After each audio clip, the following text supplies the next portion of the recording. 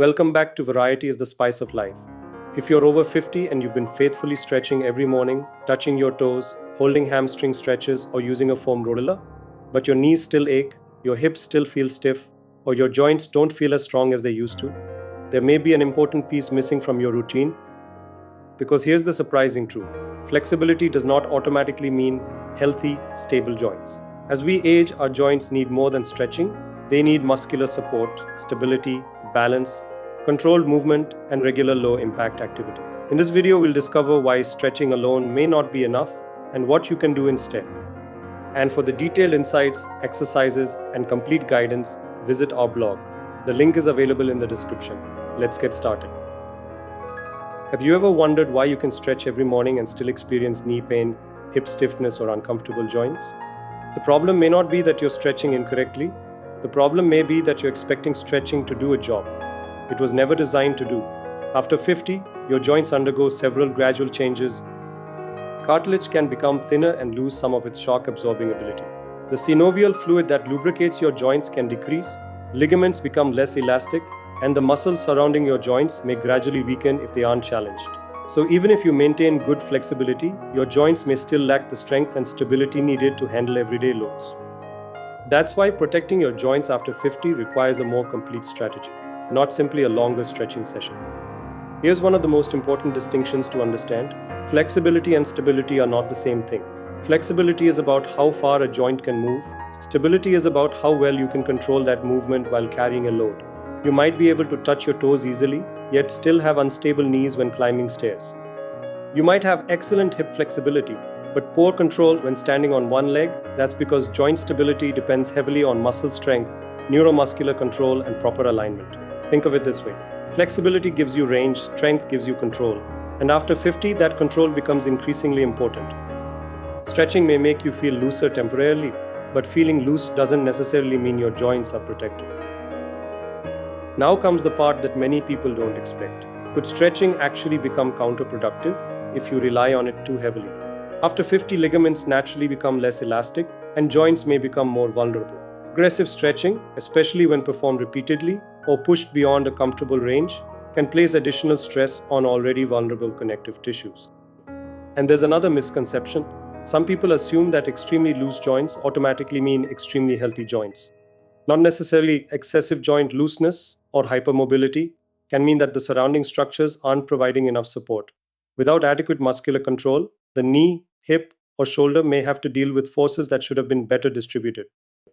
So the goal isn't to become as flexible as possible. The goal is to become mobile, strong, and stable.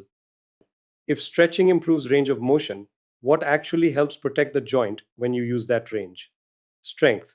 The muscles surrounding your joints act like natural shock absorbers. Strong muscles around the hips and knees can help control the forces created when you walk, climb stairs, squat, or get up from a chair. Your joints also benefit from regular controlled movement. That is why strength training for joint health after 50 isn't about lifting enormous weights or trying to become a bodybuilder. It can begin with simple body weight movements. Squats, step-ups, and glute bridges can strengthen the muscles supporting your hips and knees. And resistance bands can provide useful strengthening for the shoulders, wrists, and upper body without requiring heavy loads. The message is simple: don't stretch your way to stronger joints, train the muscles that support them. There's another piece of the joint health puzzle that often gets overlooked: balance. As we age, maintaining good balance becomes increasingly important, not only for movement, but also for reducing the risk of falls. Simple exercises such as single leg stands, heel to toe walking, and controlled stability drills challenge your proprioception, your body's ability to sense where it is in space. And don't underestimate everyday movement. Low impact activities such as walking, swimming, and cycling can keep you moving without placing the same impact on your joints as higher impact activities. Your joints aren't designed to sit still all day. Movement helps circulate synovial fluid, which acts as the body's natural joint lubricant. So sit, and stretch, then sit, think, stretch, strengthen, balance, and keep moving. So what could a joint-friendly exercise routine actually look like? For your hips and knees, start with movements such as bodyweight squats, step-ups, and glute bridges. For your shoulders and wrists, resistance bands can be extremely useful. Banded pull-aparts can strengthen the muscles supporting the shoulder, while banded wrist flexion and extension can help build wrist stability. Seated rows can also help develop upper body strength and support better shoulder alignment. Then add balance exercises. Try a supported single leg stand or heel to toe walking. And if traditional exercise is uncomfortable, consider water-based activities such as pool walking, aqua cycling, or water aerobics. The important principle is not intensity. It's consistent, controlled movement that your joints can tolerate.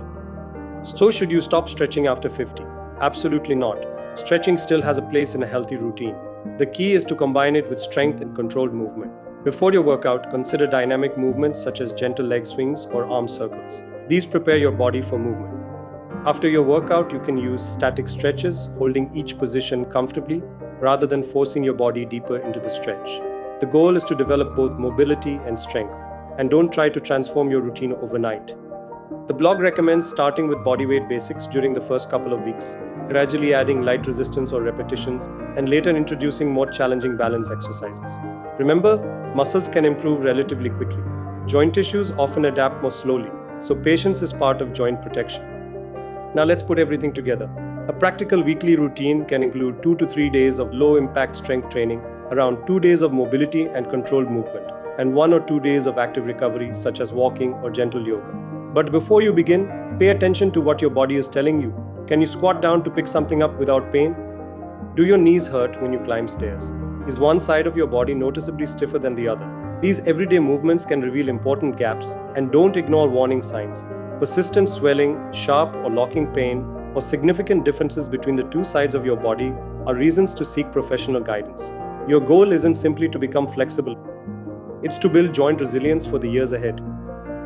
So should you stop stretching after 50 number, but you should stop thinking of stretching as the entire solution. Healthy joints need a team effort, mobility, strength, stability, balance, low impact movement, and adequate recovery. Your body has carried you through decades of walking, working, traveling, exercising, and simply living your life. Now it's time to give your joints the support they deserve. If you found this useful, don't forget to like this video, share it with someone who may benefit from it, and subscribe to Variety is the spice of life for more practical content from our different zones, especially our fitness zone, where we explore ways to stay active, strong, and healthy as we grow older. And remember, the goal isn't to fight your age, it's to move intelligently, build strength patiently, and give your body the support it needs for the years ahead. Until next time, stay active, stay strong, and keep making every year count.